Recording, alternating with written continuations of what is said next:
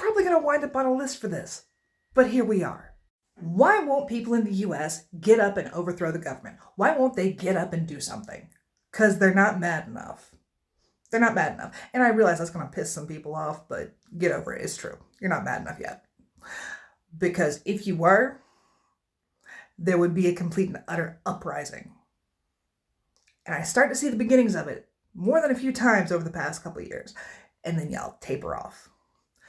But then I've also heard, well, why doesn't any of the European countries help us? Because we've all got Putin knocking on our door. We're dealing with him, we're dealing with our own governments, and we're dealing with the toddler that's in the office in the USA. So yeah, what would you like us to do? Because we're also helping other wars that are going on, trying to save people there. What do you want us to do?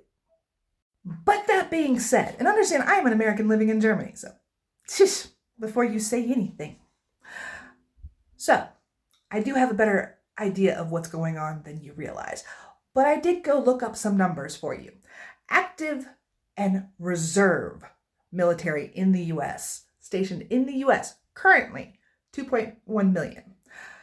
Law enforcement, so federal, Secret Service, police, yada, yada, yada. 1.2 million.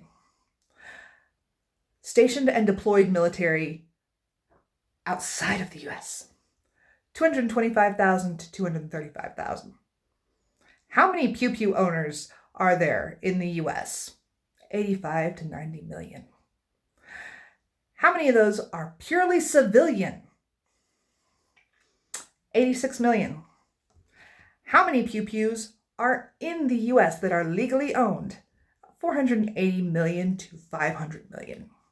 How many of those are owned by civilians? 474.5 million. Yeah, you all have the numbers. And I'm not saying that anybody needs to go out and use those pew-pews on someone.